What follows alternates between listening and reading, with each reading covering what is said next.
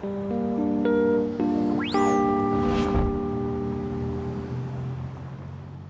few years back, I was lucky enough to work with a phenomenal contractor, Paup of Golden Rule Plumbing, Heating, and Cooling in Des Moines, Iowa.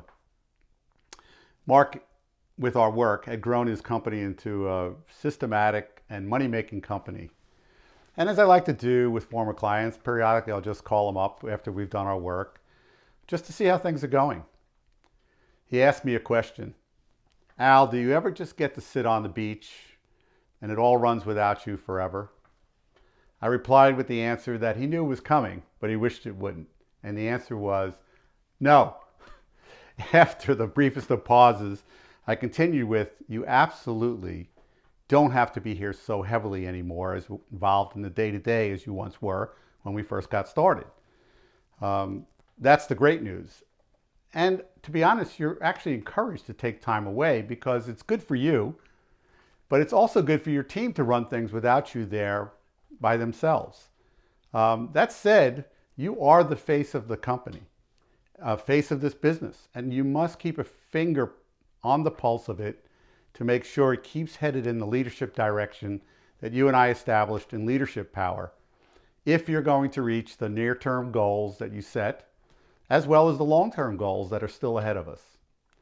You know what I really hate, Mark, is you ever see that TV show where the boss puts on a fake beard and a baseball cap and the team members don't recognize that person? I mean, really? Remember, I also work with other really large companies, and even the biggest of them have agreed that they are still the leader and that a key component to a great leader is you got to be around. And Mark replied, I get it.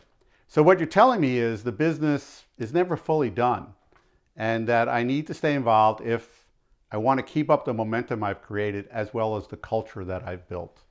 To which I replied, exactly. It's why we talked about the two boxes that you occupy as an owner and you will always occupy on the org chart. An owner never gets to leave these following two positions. Number one is financial manager, and the second one is marketing manager. And that's because these two positions have the most dramatic effect on the long-term health of any company. The great news is you don't have to do all the work yourself in those two boxes anymore because you've grown the company to where you can have help. But know that if and when I were to check on your company again, you're still going to be the person I want to talk to when it comes down to financial, because you are the financial manager.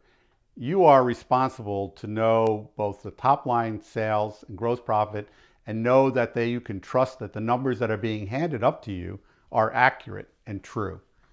And you are also for making sure that you can make the business decisions in real time on real world financials and the reporting that you're getting.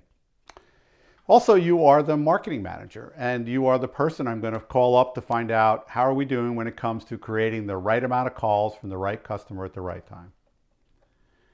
You should know that Mark, as well as, if not better than any of the contractors I've been lucky enough to work with over the last 18 years, has really embraced and mastered the 7 power concepts. And those 7 power concepts are planning, operating, staffing, sales, sales coaching, marketing, financial.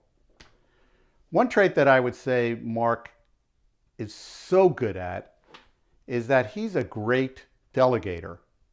He doesn't feel he's the only one who can do the work or do it right. And Mark is also great at setting up and holding people accountable to the standards that they agreed on, objective, if you will, those high standards. And Mark has also mastered the concept of letting go of or demanding perfection.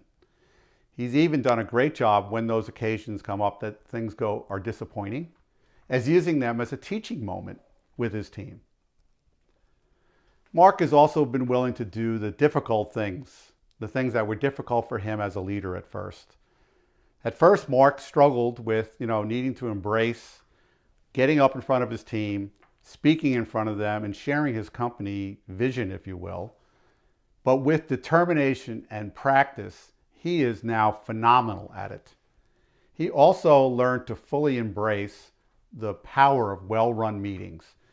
No one is better at the 10 golden rules that I always teach for running good meetings. It has become a joy for me to watch Mark in action.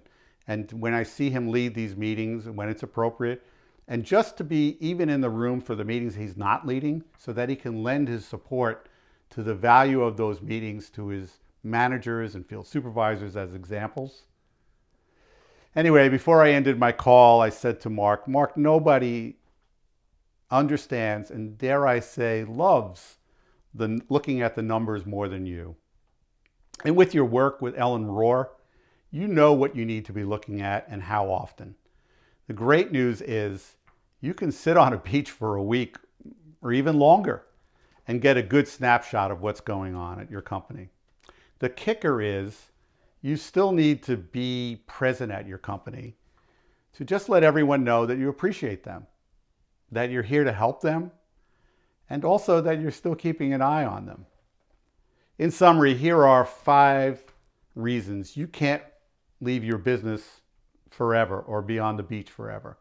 Number 1, you're the face of the company, and you need to be present to set the tone. While you're there in the business, what is it that are the expectations for all of them, and what is their team members to serve their goal?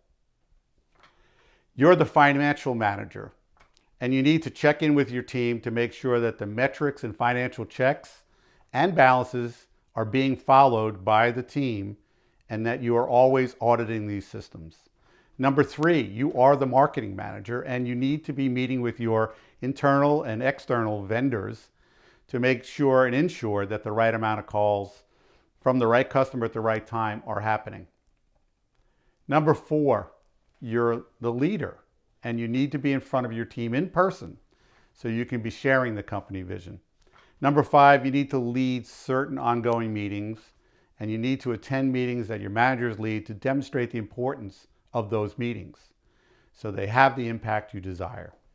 So, are you able to leave your business for a long weekend or a long trip? Yeah, the answer would be maybe. So could you do that? Probably not. The reason Mark can do it, and if you want to be smart and follow in his footsteps, you need to set your team up with success. You have to have rock solid systems. You have to have never-ending training, and you have to be providing the support that they'll always need.